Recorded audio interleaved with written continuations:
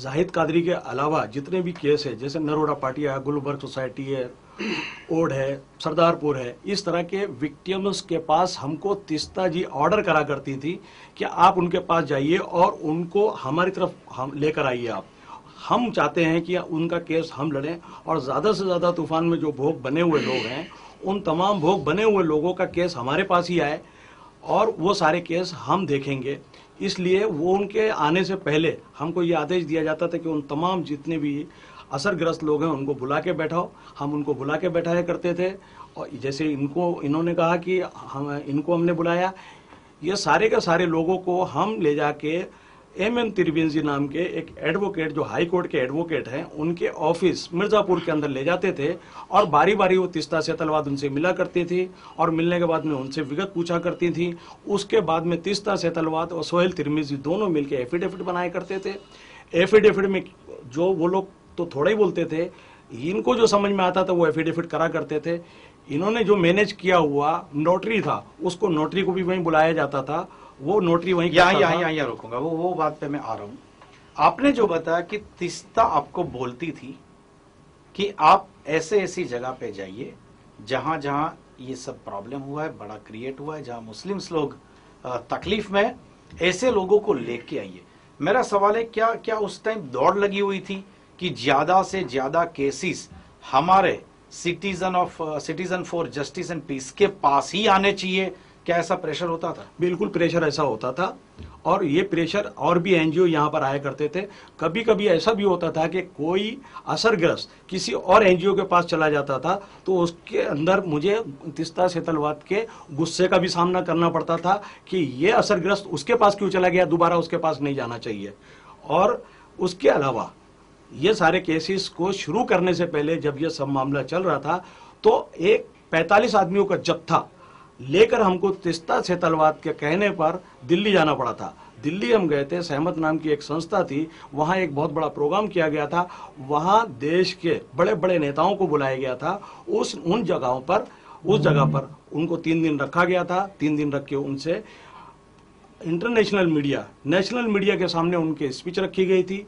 वहाँ पर बहुत बड़ी एक चादर बिछाई गई थी और उसके अंदर लोगों ने अपनी फंडिंग करने के लिए, संस्था की फंडिंग करने के लिए, जहां लेडीज बैठी हुई थी, लेडीजों ने, स्कूल के बच्चों को भी वहां पर बुलाया गया था। वहां पर फंडिंग में लोगों ने पैसे भी डाले, औरतों ने अपने जेवर तक डाले वहां पर। और उसके बाद में 3 दिन वहां पर खाना पीना खाने के बाद में बस द्वारा फिर हम वापस यहाँ गुजरात आ गए। और हमसे खासतौर पर यह कहा जाता था कि हर असरग्रस्त के ऊपर नजर रखो कि कोई असरग्रस्त कहीं किसी और दूसरे एनजीओ के पास ना चला जाए। तो ये हरदम थी। जैसे कि तीस्ता की मर्जी के बगैर तो हम कुछ काम कर ही नहीं सकते थे। रह गया ये कि जो एफिडेविट की बात है, जो वो लोग लिखाया करते थे, वो सारी की सारी बात तीस्ता वहां पर बॉम्बे में बैठ के सुना करती थी। मिर्जापुर के अंदर जो एम तिरवेंजी नाम का एडवोकेट है हाई कोर्ट का, वो सारे एफिडेविट बनाया करता था और एफिडेविट बनाने के बाद वहीं पर नोटरी को बुलाता था। वहां पर उसके नोटरी वाला नोटरी करके चला जाता था। ना तो उस विक्टिम को मालूम होता था, आई विटनेस को, कि मैंने नोटरी क्या कराई है, ना उसको कोई कॉपी दी जाती थी। इसके अलावा आज 8 साल से एक रटी रटाई बात के ऊपर एडवोकेट अपॉइंट किए गए हैं कि हर 8 दिन बाद, 10 दिन बाद या हफ्ते में 2-2 दिन, जितने दिन तीस्ता यहाँ पर रहेगी उतने दिन आप आओ, इनको एक पार्ट बताओ कि आपने ये एफिडेविट करी, आपने ये एफिडेविट करी, आपने ये एफिडेविट करी, आपको सब याद रखना पड़ेगा। उसके ऊपर लाखों रुपए का खर्चा तीस्ता जो एडवोकेट जो अपॉइंट किए उनके ऊपर खर्चा करती है। जूनियर और सीनियर, जूनियर के अलावा उसके ऊपर सीनियर के ऊपर एम तिरवेंजी। मतलब ये है कि तीस्ता जो कर रही है वो अपनी मर्जी की मालिक है। मेरा शोषण किया गया, मेरा पूरी तरह से तीस्ता सेतलवाद ने शोषण किया। विक्टिमों के साथ में मिली, जब तक उसको लगा कि मैं उसका उपयोग में हूं, जब तक उसने मेरा उपयोग किया। जब उसको ऐसा लगा कि सारा कुछ पूरा मेरे हाथ में आ गया है, उसने मेरे ऊपर आरोप लगाया कि मैं वीएचपी से मिल गया हूं, बजरंग दल से मिल गया हूं, नरेंद्र मोदी से मिल गया हूं, आरएसएस से मिल गया हूं। इन तमाम आरोपों के लिए उसने मुझे अपनी संगठन से अलग करा। तो कम से कम उसको, किसी को भी गुनाह किसी ने अगर करा है तो उससे पहले उसकी सुनवाई होती है, हर कोर्ट के अंदर सुनवाई होती है, उसको फौरन सजा नहीं दी जाती है। इमीडिएटली मेरे ऑफिस से, जो कि सब कुछ मेरा था, उससे मुझे बेदखल कर दिया जाता है। मुझे अपने पास से अलग कर दिया जाता है, मेरे एक्सपेंसेस रोक दिए जाते हैं, मेरी सैलरी रोक दी जाती है, वो आज तक नहीं दी गई। जो कंप्यूटर उस ऑफिस में है वो मैंने इंस्टॉलमेंट पे मेरे नाम से लिए, उसका इंस्टॉलमेंट मैंने भरा है, वो भी कब्जा कर लिया जाता है। जो मेरे साथ में नाइंसाफी करता है और मेरे साथ में इतनी नाइंसाफी इतना यूज करने के बाद में करी, वो किसी को क्या इंसाफ दिलाएगा? ये सब ड्रामा है उसका। और इस ड्रामे के शिकार मैं अकेला नहीं, ये अकेले नहीं, ऐसे बहुत लोग हैं। जैसे आपने बताया कि तीस्ता खुद एफिडेविट मतलब मुंबई से इंस्ट्रक्शन देती थी, यहां पे मिस्टर तिरमिजी जो लिखते थे और नोटरीज होता था। हाँ, राइट? हाँ। एक सेंसिटिव सवाल, जबकि आप खुल के बात कर रहे हो आज, बिल्कुल दिल खोल के, क्योंकि आपको लगता है कि आपको इस्तेमाल किया गया। बिल्कुल इस्तेमाल किया गया।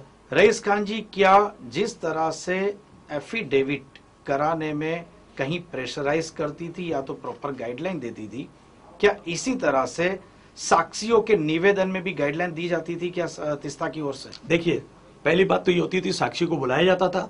साक्षी से बुलाने के बाद में उसको टेलीफोन के ऊपर, फोन के ऊपर तीस्ता बात करा करती थी, और फिर सोहेल MM तिरमिजी को वो फोन दे दिया जाता था। वो पूरी बात कर लेता था। बात करने के बाद में आगे का काम तिरमिजी करता था, पूरे एफिडेविट वो तैयार करता था, नोटरी वाला वो बुलाता था, नोटरी वो करता था, किसी भी वेरिफिकेशन के लिए किसी भी एडवोकेट को, उसके जूनियर को वो बुला लेता था। ये एक तरह का पहले से बना हुआ प्रोग्राम होता था, मुझे तो खाली यूज करा जाता था। रईस खान जी, जैसे आपने तीस्ता को छोड़ा, तकलीफें भी बहुत आई होगी। बहुत तकलीफें तीस्ता की तरफ से हमारे को बड़े धमकियां भी आई। उनके सहयोगी जो लोग हैं, न्यूसेंस हैं, उन्होंने बहुत धमकियां दी, गुजरात छोड़ने के लिए धमकियां दी, आज तक धमकियां देते हैं। और हमारी परेशानियों का हाल तो ये है कि हमको तो रोजी रोटी कमाना भी बड़ा मुश्किल हो जाता है।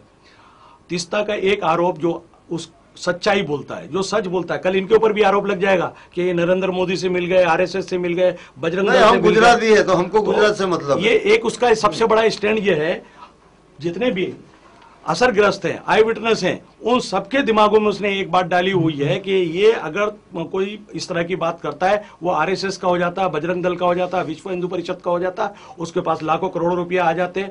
अगर तुम लोगों ने हमारे कहने पर अमल नहीं करा तो तुम्हारा असर वही होगा जो जहीरा शेख का हुआ। जिस तरह से उसको सजा हुई, इस तरह से तुमको भी सजाएं हो जाएंगी।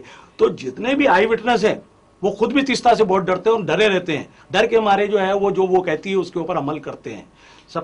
सबसे बड़ी बात तीस्ता जैसे लोग, हम जैसे लोगों को इस्तेमाल करके खुद तो मेडल ले लेते हैं, अवार्ड ले लेते हैं, पद्मश्री रह गई, सब कुछ कर लेते हैं, लेकिन हमारे जैसे लोगों के लिए जान बचाना मुश्किल होता है। अगर RSS और बजरंग दल और विश्व हिंदू परिषद और नरेंद्र मोदी जैसा आदमी हमें खरीद लेता तो हमारा खुद के पास सब कुछ होता। आज हम बेहिसाब कर्जदार हो गए हैं, हमारी रोजी रोटी के लाले हमारे घर में खाने के वांदे पड़ जाते हैं, कभी कभी हमारी इतनी परेशानियां बढ़ जाती हैं। आपने एक जो स्टेटमेंट दिया अभी कि आप डरते हैं, खौफ है तीस्ता का। तीस्ता इसी फ्लोर पे आई थी, उस वक्त उसने कहा था कि गुजरात में डर का माहौल है, और तीस्ता के एक समय के साथी कहते हैं कि डर लगती है। हमें तीस्ता से खौफ है। बिल्कुल। Thank you very much Rais Khan ji.